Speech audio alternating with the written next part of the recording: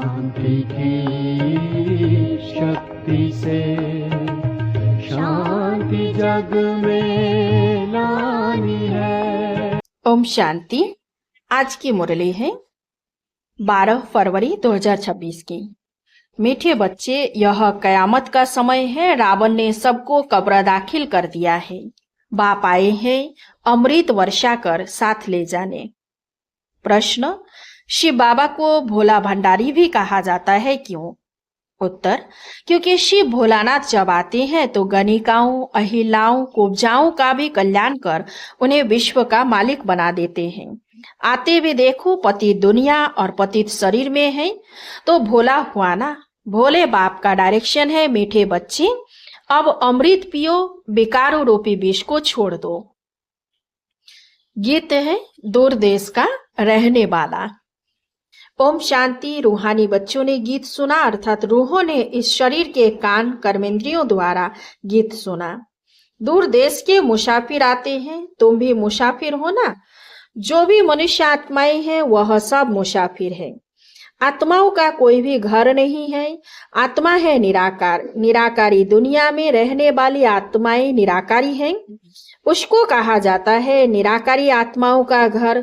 देश व लोक, इनको जीव आत्माओं का देश कहा जाता है। वह है आत्माओं का देश। फिर आत्माएं यहाँ आकर शरीर में जब प्रवेश करती हैं तो निराकार से साकार बन जाती हैं। ऐसे नहीं कि आत्मा का कोई रूप नहीं है, रूप भी जरूर है, नाम भी है। इतनी छोटी आत्मा कितना पार्ट बजाती है। इस शरीर द्वारा हर एक आत्मा में पार्ट बजाने का कितना रिकॉर्ड भरा हुआ है।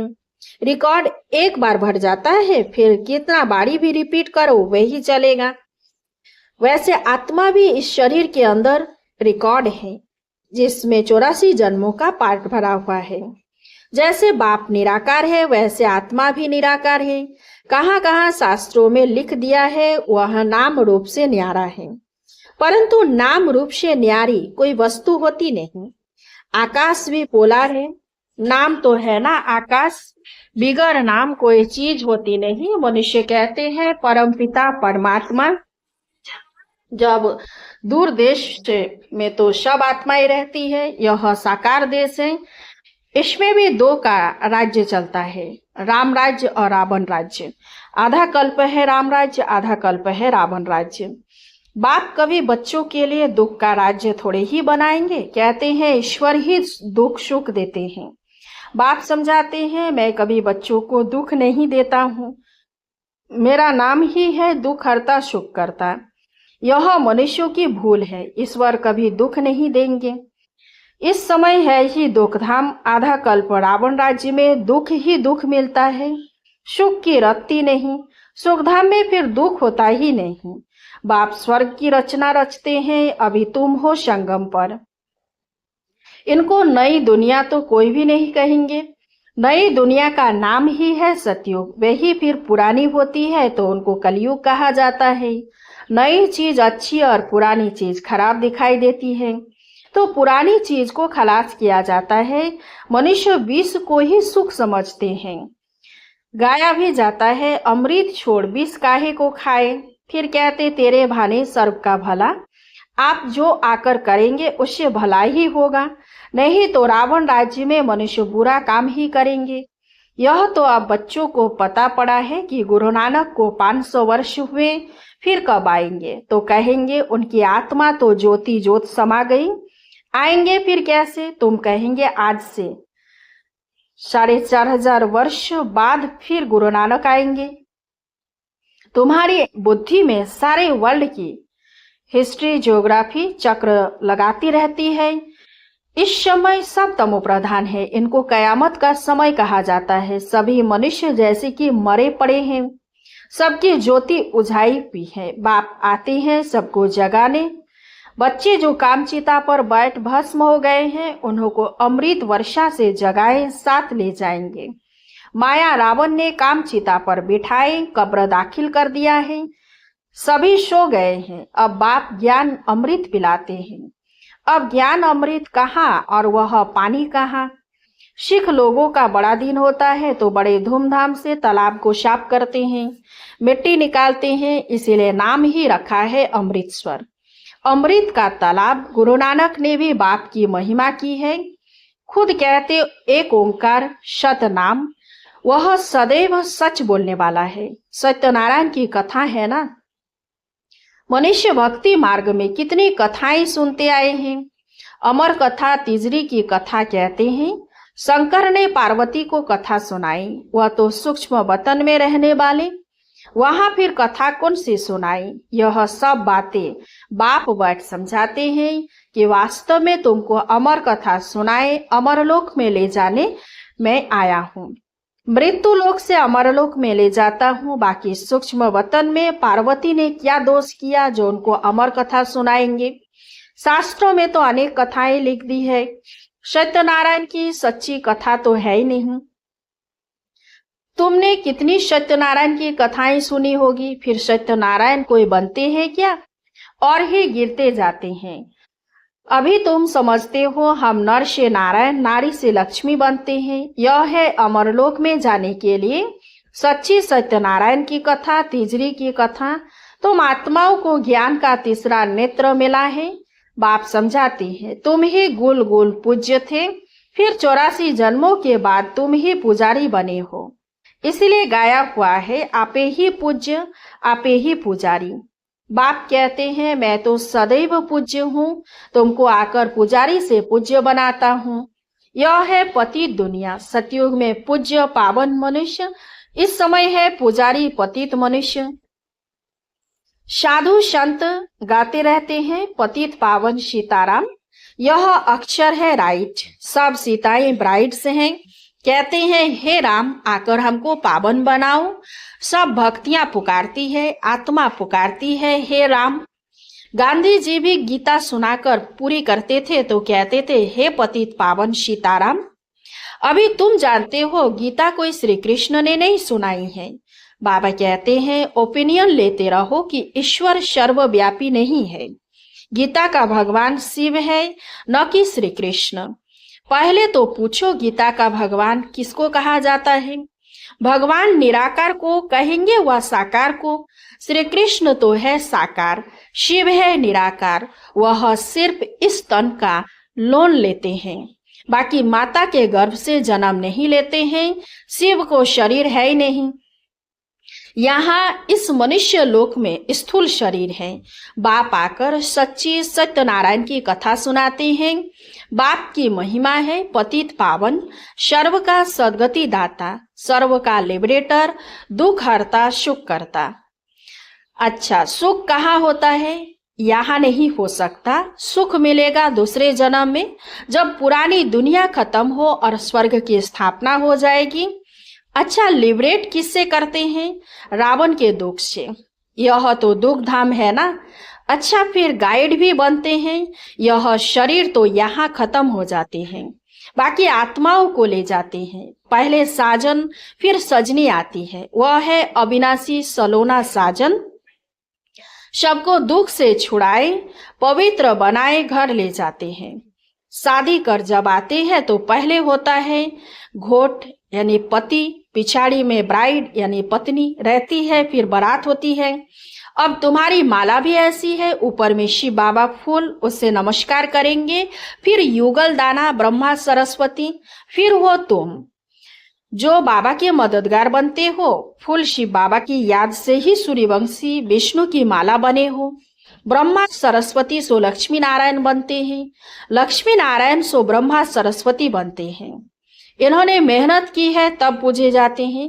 कोई को पता नहीं है माला क्या चीज है, ऐसे ही माला फिरते रहते हैं। 16,108 की भी माला होती है, बड़े बड़े मंदिरों में रखी होती है। फिर कोई कहां से खींचेंगे। बाबा बॉम्बे में लक्ष्मी नारायण के मंदिर में जाते थे, माला जाकर फेरते थे, राम राम जपते थे, क्योंकि फूल एक ही बाप है ना। बाप को ही राम राम कहते हैं। फिर सारी माला पर माथा टेकते हैं।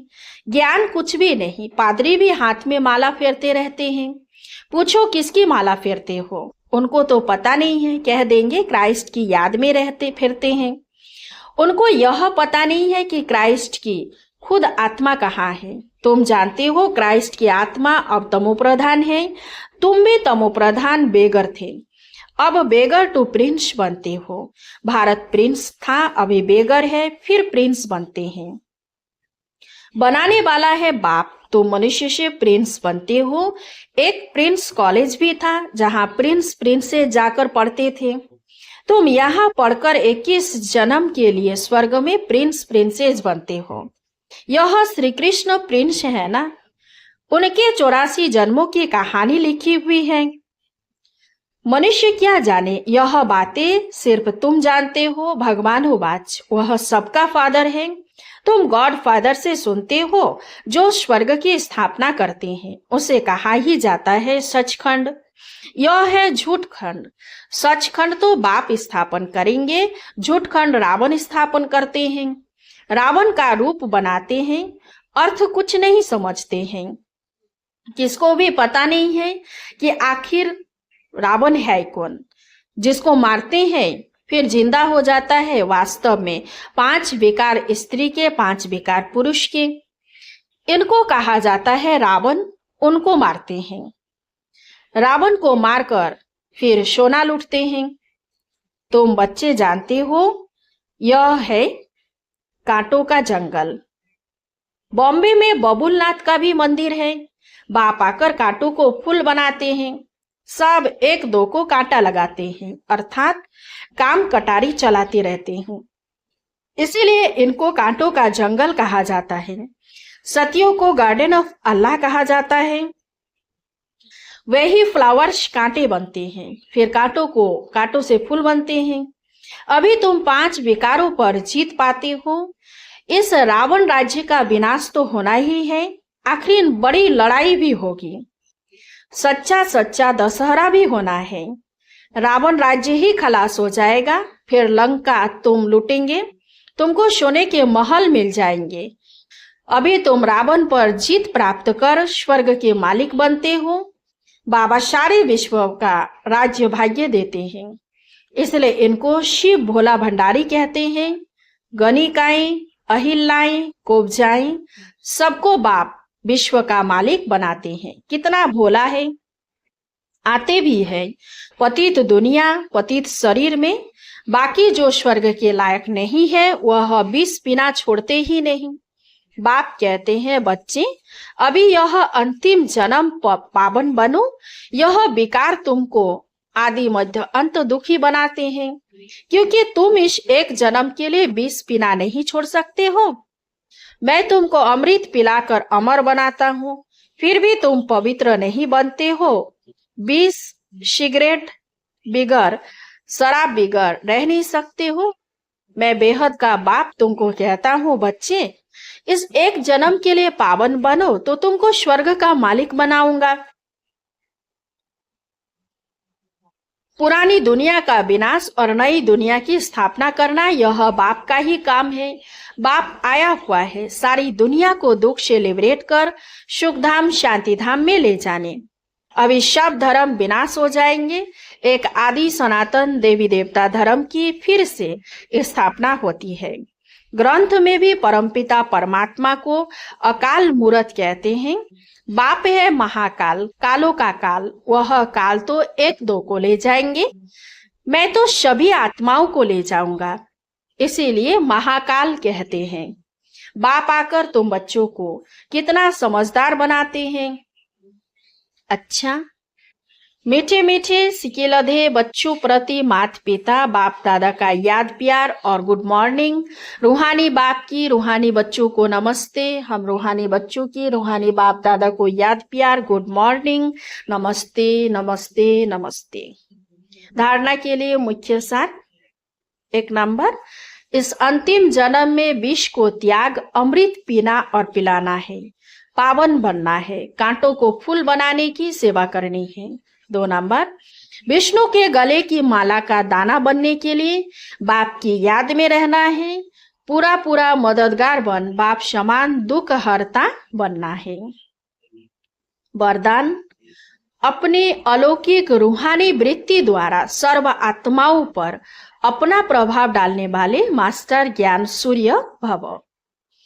जैसे कोई आकर्षण करने वाली चीज आसपास वालों को अपनी तरफ आकर्षित करती है, सभी का अटेंशन जाता है, वैसे जब आपकी वृत्ति अलौकिक रूहानियत वाली होगी तो आपका प्रभाव अनेक आत्माओं पर स्वतः पड़ेगी। अलौकिक वृत्ति अर्थात न्यारे और प्यारेपन की स्थिति स्वतः अनेक आत्माओं को आकर्षित करती है।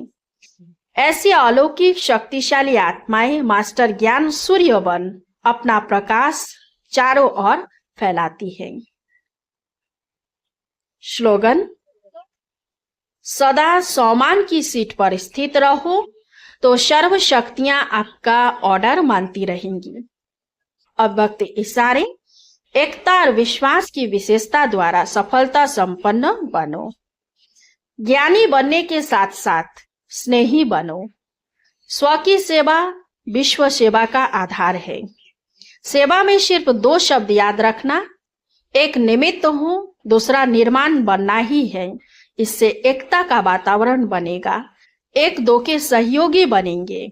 तेरे मेरे की, मान शान की, टकराव की भावनाएं समाप्त हो जाएंगी। अच्छा, ओम शांति। इस चैनल को सब्सक्राइब कीजिए, लाइक कीजिए, कमेंट कीजिए और शेयर कीजिए।